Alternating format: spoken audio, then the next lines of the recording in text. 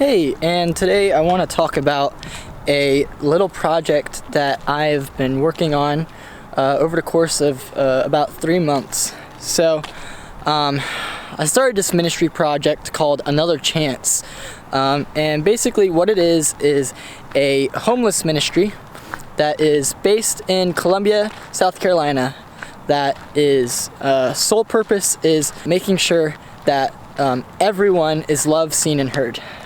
So when I started this, I had a couple core ideas, core values that I wanted to put in place for this ministry.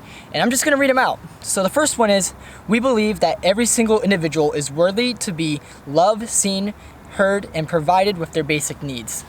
And one thing that I noticed is that there are a lot of homeless people out on the streets who are getting money and maybe receiving even drinks. I have seen alcoholic beverages and things of that sort, but their own basic needs are not being met, including emotional ones. A lot of these people, they're panhandling, and the most emotional or verbal contact that they have in a day is, here you go, here's this, thank you, goodbye. And my goal is I wanted them to feel like they are connected to reality. They're connected to humanity. And the way I want to do that is by asking them their story and hearing that. As well as that, I wanted to make sure that their own basic needs were taken care of. So hygiene products, toothbrush, toothpaste, maybe some deodorant, and then, just as a blessing, maybe some snacks, like a granola bar, some bag of chips, water, and a Gatorade. And those are like the types of things that I wanted to provide for them. Next core value is, we strive for quality over quantity and desire to build relationships through meeting practical needs first. We are more concerned with hearts than just numbers. And that is it at the end of the day. I did not want to just go out and hand out a whole bunch of free stuff to these this unfortunate population without getting to know their names. I don't want anyone to ever feel like they're just a number or just another gift bag recipient. I wanted people to feel like they were actually loved. We believe in being led by the Holy Spirit during our outreaches, and each one is prayed over. And that is one of the most important things to me. I want to make sure that we're not being moved by our flesh or what sounds good. Like there have been times where even I have fallen victim to this, where I've been like, oh, I want to hand out 40 bags. And in reality, the Lord just wanted to hand out one. And he wanted one person to feel loved, seen, and heard. And it was more, it was what his will was. So I believe that, each ministry outreach should be prayed over. And during the midst of that, we should be flexible and go with the flow. Go with what Jesus is calling us into. We believe that showing people the love of Jesus in a tangible way can open doors to a long-lasting relationship and life transformation. And that is the end goal. Whereas, yes, we're providing these basic needs such as hygiene, food, and water. I want to build these relational connections with these people, and I want to know how they're doing 5 years down the road. I want to have their contacts, a way to get in contact with them, and I want to know what is going on in their lives. I don't want them to just be a single prayer bullet point and forgotten about. I want to be constantly thinking about these people and wondering if they're safe. And yeah. We believe that everyone is deserving of another chance because it's what Jesus did when he died on the cross for us. And that's really where our name came from, Another Chance.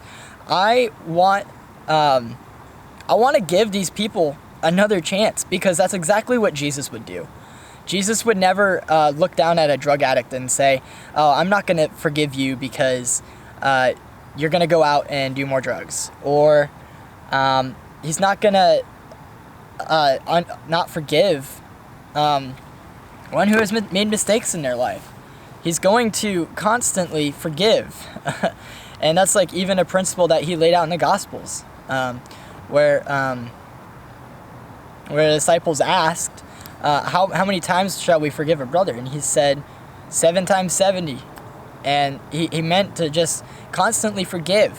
When a brother or sister comes with an open heart and with repentance, they're deserving of another chance. And I believe that every single person is deserving of another chance, no matter what they've done in their life.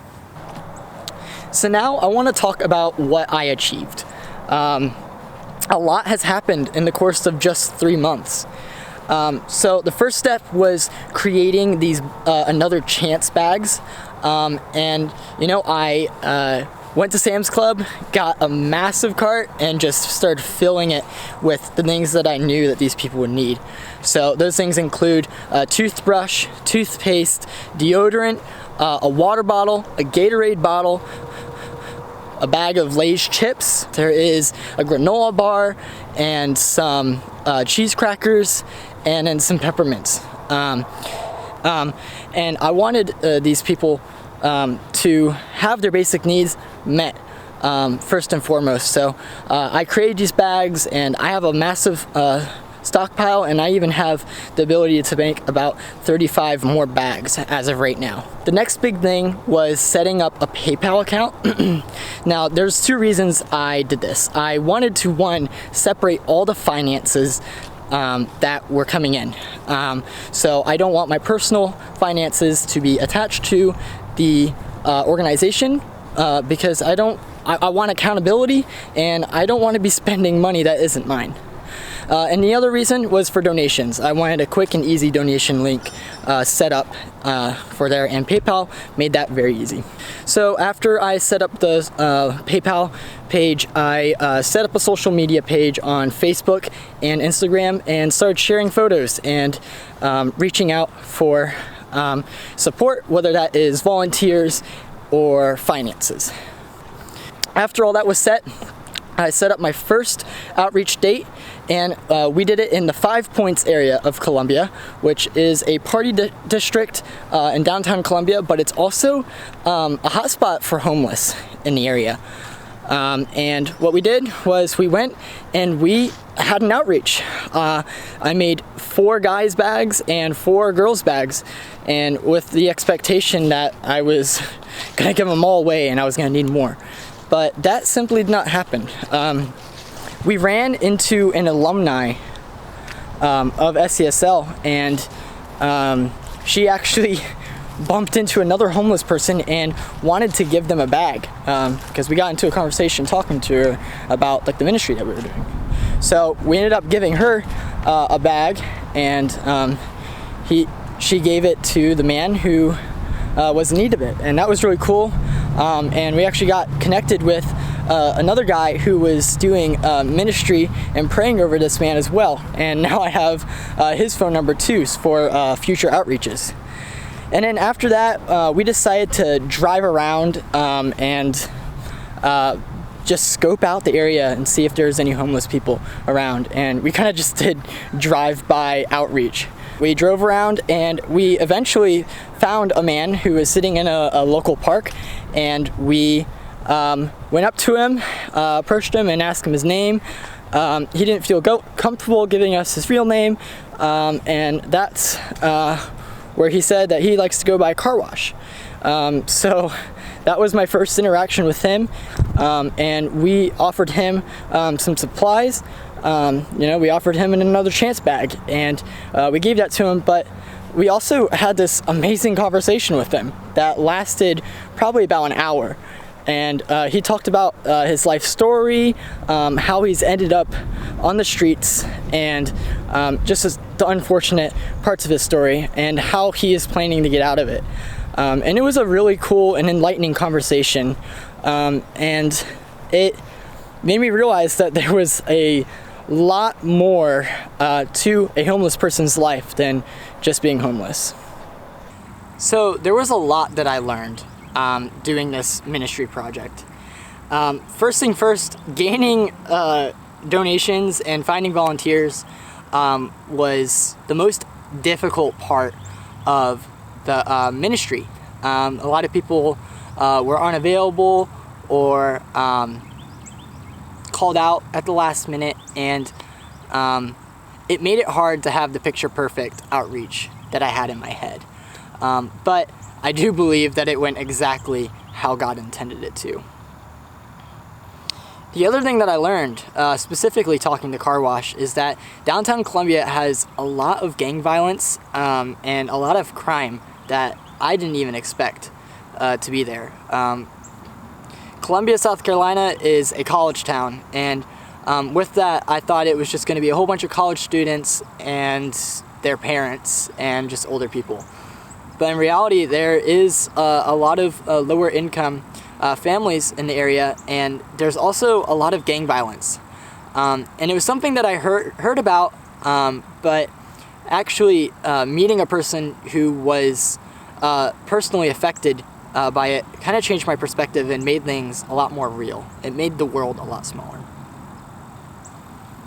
So like, with that being said, staying safe was like my number one priority, and it made me rethink a lot of things. Instead of going out 2 by 2, now I feel more comfortable going out in 3s with 2 guys being with 1 girl, just for safety. And the other thing that I learned is that every person has a real story.